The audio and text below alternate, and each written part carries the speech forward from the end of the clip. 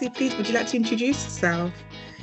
Yeah, so my name is Lizzie Damilola Blackburn, and I'm the Mm-hmm. author of Yinka, Where's Your Husband? I've got my book right Amazing here, book. which came out in 2022, and it's a rom-com about a British Nigerian woman who's on a quest to find love and is feeling the pressure by her Nigerian mum and her many, many aunties. A bit about me, I grew up in South London, and then I moved to Milton Keynes when I got married back in 2018. I write full-time now, but prior to that, I worked in the charity sector.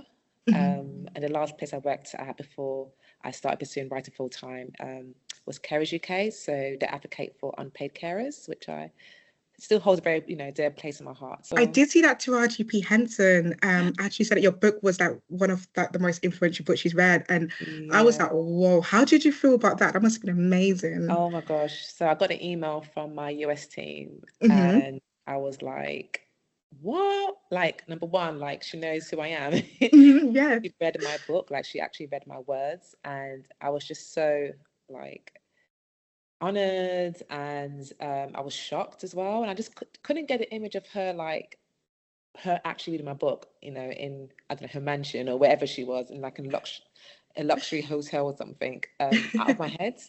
And she said she was recommended by a friend. I was thinking, oh, like, was it one of her famous friends? Yeah, who was that friend? Yeah. But yeah, I just felt so touched. And that, what she said as well, and the fact that she really liked the fact that I included faith and, how funny it was. So yeah, it was like one of the most surreal moments ever. Oh, fantastic. And who knows who that friend could have been? It could have been a movie producer, wink, wink. I I mean, know, yeah. what does a typical day look like for you? Oh, do you know what? It's changed now that I've got a son. So he turned 10 Oh, months on Sunday. Um, Thank congratulations. you. I love him to bits. It's such a joy. So now I have to kind of like squeeze writing around his schedule. So it has a very like not a strict routine, but we have a routine we like to keep to so that he sleeps throughout the night. So he has two naps during the day. The first one is only like half an hour long, so it's not long enough to do any writing. It's Really just more right. so to like brush my teeth, have a shower, have a quick breakfast. And then the second nap, he's napping right now, is from 12:30. On a good day, will be till 2:30. So Hmm. during that time, I might squeeze in some like light editing or maybe just reading over my work or maybe planning, ahead for what I'm going to do in the evening. Hmm. So now I have to do my writing more so in the evening, sometimes in the early hours. So I might go to bed around like 9 p.m. and then wake up around like 2 a.m. Wow. Yeah, and then he wakes up at 7 a.m. So I'll just do like maybe Mm. 3 hours or so, 4 hours, hour sleep, and then wake him up, or he tends to wake me up. So it's very challenging, but I feel like now I don't procrastinate as much as before because time is so precious. Yeah. And I think before I had a tendency to kind of like fill the time that I had, but now Yeah. I'm more proactive. Wow, Yeah. that was really insightful, actually. I think from someone that's a fellow procrastinator as well. Of course, I don't know what motherhood is like yet, but I have got a kitten, and Oh, it's a lot of work. I love him to yeah. bits, but you're right about like the time that you realize you had like before. You're like, I okay, there is no know. excuse now. Of course, I know that's not comparable. It's like a human baby, nonetheless. But I like the fact that you've worked around the schedule and you've made Mm, it work for yourself. As a yeah. mother, I think that's really important. Let's move on to Yinka, right? So Yinka, she seems to have it all. She has a home in London, a strong network, a high corporate flying job. Yet she struggles with the anxiety with her cultural and patriarchal pressures regarding marriage and her age. What advice would you give to women that appear to like have it all but feel like something is missing? I would say no one ever has it all. It might look like they have it all, but you just don't know what goes on behind the scenes. And I feel like everyone has FOMO, so fear of missing out. So even the ones that appear to have it all are probably looking at the ones who maybe are single or child free and be like, oh, I missed that, or like I wish I had their life, I wish I had more time, I wish I could Hmm. go out more. So I would say just embrace the season and where you're at and make the most of it. So whatever goals that you have, go for it. Like don't feel like you have to wait to get married or to find someone. Just do you. And, I've got a friend who was kind of like stalling. Like, she really wanted to buy a house, but she said, oh, but I would love to buy a house with my husband. So if you have that desire, then, go for it. And, don't just kind of like put it off because of marriage, or so I would say just embrace where you're at and make the most of the time as well. Powerfully said. I think, your advice can like go towards things like minor like steps in life or like major steps in life. How does Yinka's Nigerian heritage influence her experiences and her identity throughout the book, especially not feeling not Nigerian enough? Did you draw from your own experiences with cultural identity when writing this? Yeah, so I kind of drew from my experience, but also what I found are most like British Nigerians experience. So those who are kind of born here and, maybe haven't gone back home as often, or stayed in Nigeria for a long period of time. And what I found was, when we go home, we're seen as Oyibo, a white person. We're seen as British. And then in the UK, when we're around maybe like, a white, circle, then we're not seen as British enough. And so there's always this kind of like, this dynamic of being kind of like torn between the two and not really feeling like you belong anywhere. Um, and not kind of knowing like how to identify, because maybe you feel like, are you kind of like faking it, or just what I mean, like, are you a true, Nigerian? Yeah, so that was kind of like my experience. So relatable. Honestly, I really relate to that 110%. And yeah, I guess having a dual identity can be quite like challenging, isn't it? Like Yeah. you're born here and it influences your accent and like your day-to-day life, your education and your community here. But of course, like your ancestral roots are like within. And I feel like when you do go back home, you really feel like a bit othered, and when you're here you can also feel othered as well. So I feel like you really portray that very well, as in Yinka is just trying to find that middle ground of being Yeah. herself but yeah, embracing her heritage. And I think she does try to embrace her heritage, She by, really does. whether it's by cooking, Yeah. or like, and she even reached out to her sister as well to like help her learn Yoruba, even though it was, to impress a potential lover, Alex. But still, the She intention was tried. Yeah, there. no, all you can do in life is try 100%. Yeah. The book includes many relatable themes for young adults, such as careers, uncertainty, religion, friendships, self-confidence, online dating, grief, body image issues, culture pressures, and anxiety. What inspired you to explore those themes, and which did you find the most challenging? It's funny because, like, I don't think actually like wrote beforehand, I want to explore like these areas. I think the only thing I Mm, really wanted to explore was colorism, mhm, obviously the pressure of like settling down. But I think mhm, the others kind of came naturally. And I think it kind of came by me just kind of trusting Yinka to lead the way and to show me, like, to guide me through her journey. And I wanted to be something that's relatable, like something that, a book that people go back to. mhm, Um, and also mental health is such a, a big topic. And um, I feel like people forget that when you do make comments about someone's singleness, or ask them, when you're settling down, it does kind of chip away at other person's, mental health. It does leave an impact. So I kind of wanted to show the magnitude of what it could look like if, the person is constantly kind of receiving that pressure. And also to kind of like raise awareness about, therapy and the benefits of it, and to show that it doesn't need to be this big scary thing. Like, mhm. Yinka only went to therapy for a period of time, and sometimes that's all that's needed, and it can be something that you kind of come back to as and when you feel that you need it. And also I wanted it to be a book that men pick up. I don't feel like a lot of men read romance.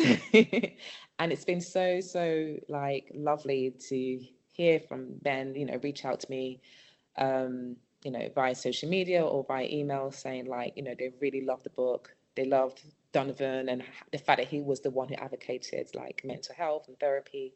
Mm. So yeah, that was something that I was quite passionate about as well. before writing Wow. Yinka. Yeah. Yeah, you said so many things that touched me. I think destigmatizing mental health is so essential. And you did that really well in your book. When she does go to therapy and when she does address her insecurities, such as things with colorism, I thought that that was just so profound. And in terms of her single status, like absolutely, like sometimes it can feel like this world is built for two. I would just listen to like a dilemma. I'm not sure if you heard of the podcast The Receipts, but I really like listening to Oh, the yes. I Yeah. love the receipts. I'm a huge fan of it. I listen to their dilemmas like non-stop. And I just finished listening to one, and this one person basically said, you know, am I a B word? And then they basically said that like their friend's getting married, and their friend said, you know, you can only have a plus one if you're in a relationship, and she was single. And the reason why I was so problematic is because like, so the bride kind of tried to justify it by saying, I just need to know your plus one. But then the bride invited her colleagues and their partners, and I assume she wouldn't really know her colleagues' partners very well. And you know, I guess the message of like that dilemma was just, you know, how she was kind of like pushed it aside, like you can't come to the wedding with plus one unless you're in a relationship. I think that's just a bit ridiculous, to be honest. And you know, I feel like, you know, the pressure to settle down and meet someone, it can get a bit overwhelming, and so Yeah. much TV shows are like about romance and stuff. So yeah, really well said, absolutely. So Yinka describes the diversity in Peckham, South London through afro hair, hijabs, rasta hats, but in a coffee shop, she only sees beanie hats, denim jackets, and Converses. Gentrification is portrayed in various ways, but your use of physical garments, culture, religion, and culture stood out to me. What inspired you to portray gentrification using these terms? Mm. So with writing, like I think the best writing is writing that's not on the nose. So Mm, rather than telling the reader, this is what's happening, you show the reader so they can kind of like read between the lines and experience it themselves. And I kind of wanted to have a sharp kind of contrast as well. So that's why I included like the imagery aspects. mhm, So I grew up in Peckham for the first 13 years of my life, and I still remember it vividly because it's such a visual place. And I wanted to kind of inject that as well in my writing, but also show like how much it has changed as well.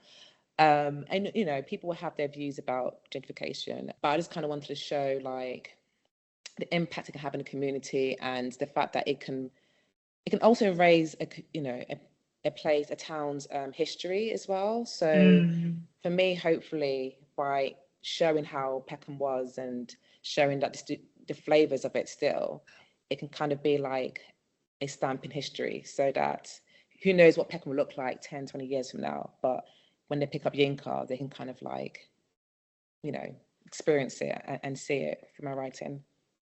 Yeah, yeah, honestly, I really felt the scene of Peckham in your books. And I remember at one point, Yinka's with her colleagues in a hair shop in Peckham. And I think one of her colleagues go, this is like IKEA but for Oh, hair. That just made me crack up. And Yinka also points out, like, I wonder, like, a few years ago, would they be in Peckham with me? Because I think I was suggesting, like, you know, going for Mm. drinks out in Peckham. And it reminded me one time, my colleague in my old job asked me, oh, what's your plans for the weekend? I said, oh, I'm going Peckham. They're like, oh, Peckham's so cool. And I was just like, oh.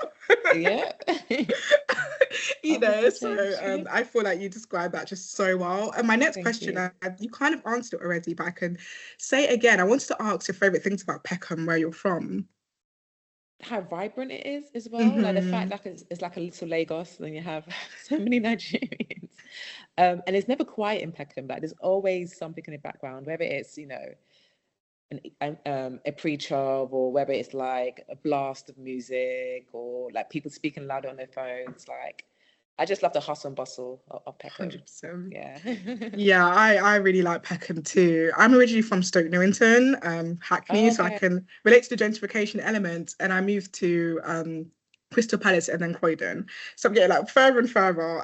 But I do go to Peckham quite a lot for hair. I would say I appreciate Peckham because I feel like it caters towards like blackness a lot. Like the hair shops are there, like a lot of like hairdressers as well. And like you said, it's diverse, like it's rich, like you feel Yeah, like the African, you know, like exactly. communities. Yeah, it's a great place, 100%. Yeah.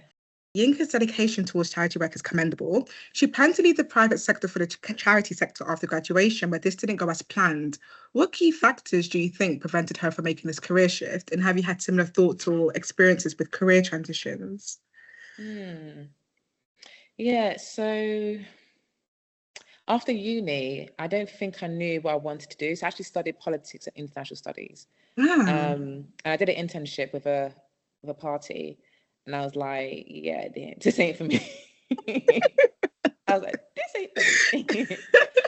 um, and I wasn't too sure kind of what to do because, like, you know, I went to Warwick, which is one of, like, you know, a top university in the UK.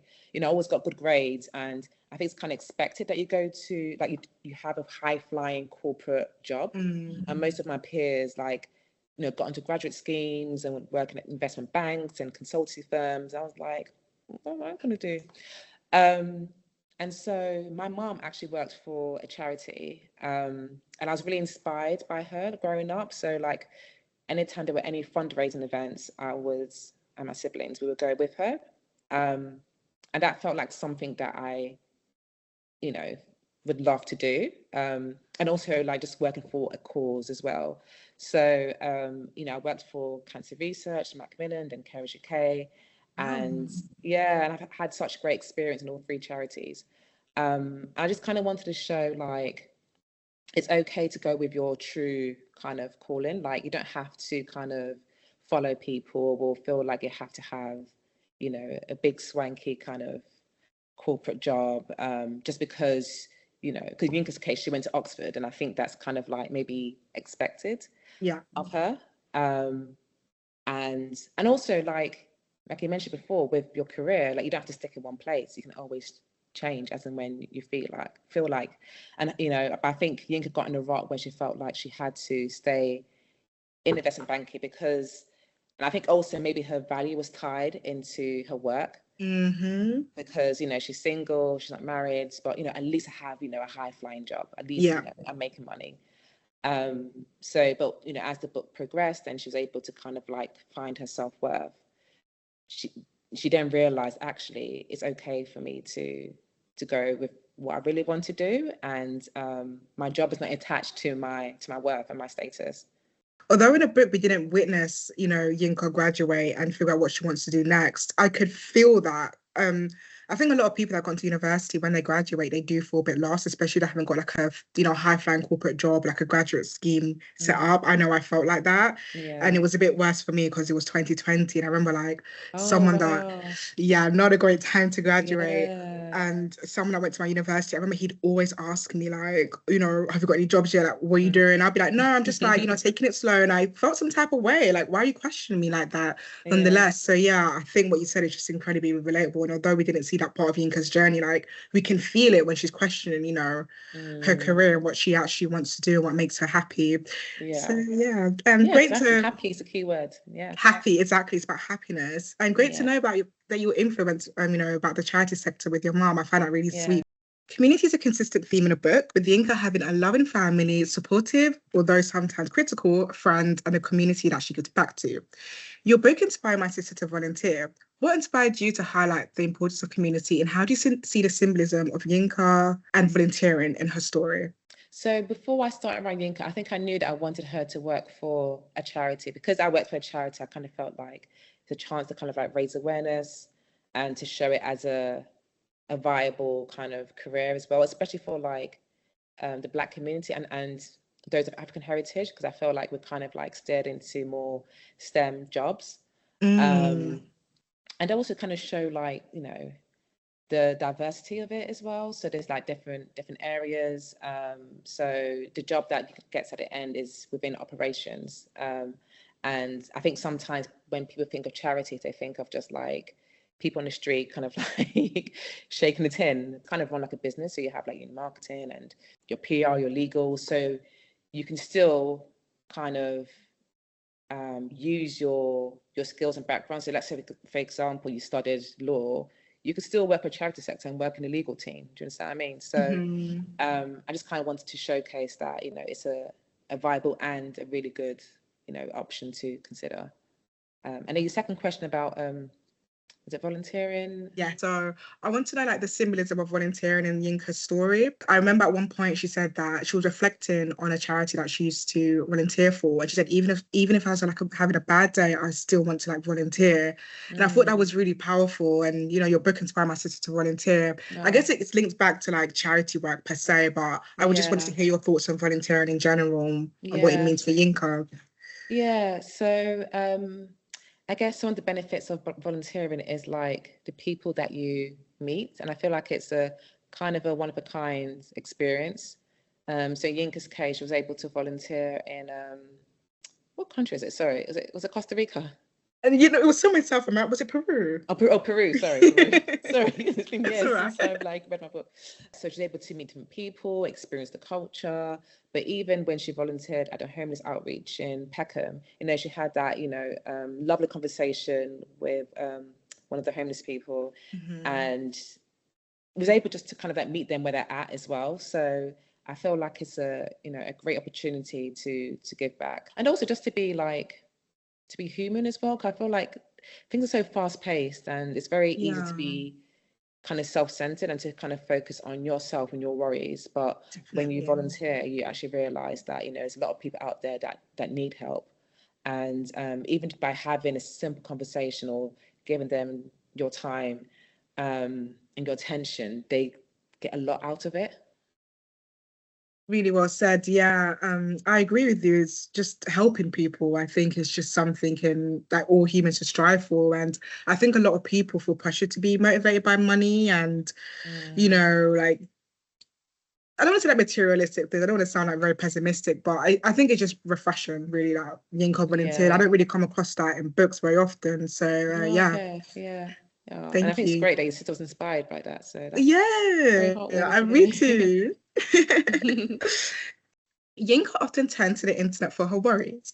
She searches for advice on Quora about dating prospects and watches cute dog videos to cheer herself up after losing her job. What made you incorporate these modern, relatable actions into the book, and how did they enhance the reader's connection with her? So that quirk is a bit of me. Me too.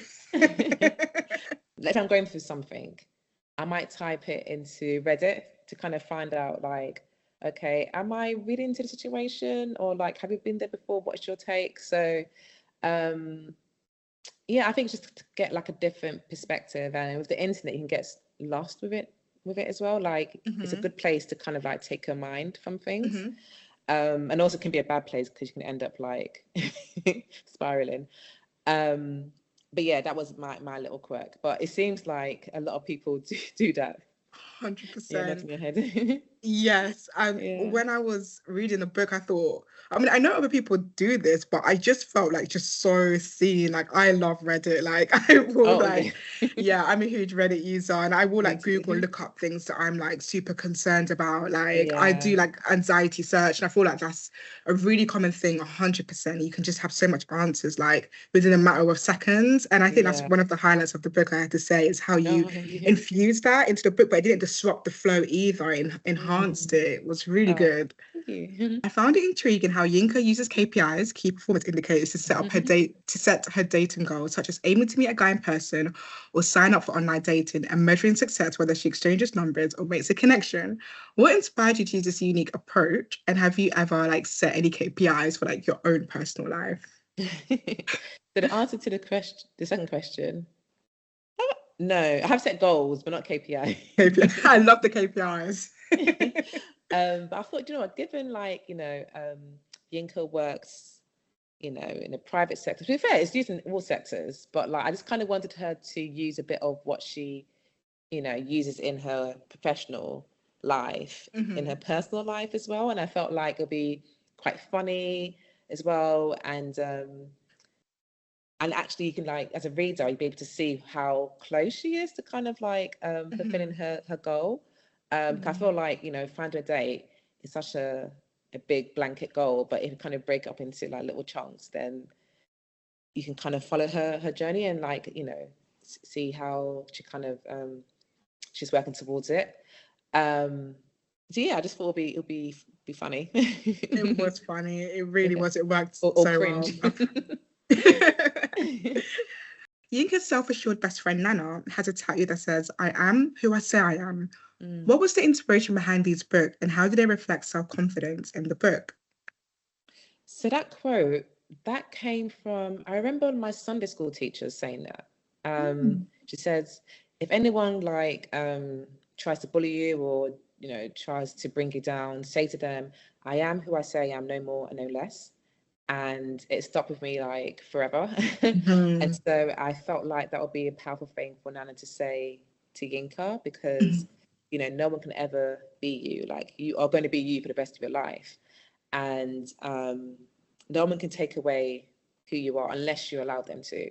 And so if you come from a place of like self-assurance and confidence, then no matter what no one says, like, you know who you are. Do you understand what I mean? So I felt like it was a very like short but punchy, effective quote to inspire. It was really powerful. And the fact that, just learning that you heard that quote in your childhood, it stuck throughout you during your years, just shows how profound it is. And I think it was really important for Yinka to hear that, because Yinka is just trying her best, in this world that we live in, she's trying to not like not conform to beauty standards. Well, we all do to a degree, do you know what I mean? Or, some of us more than others.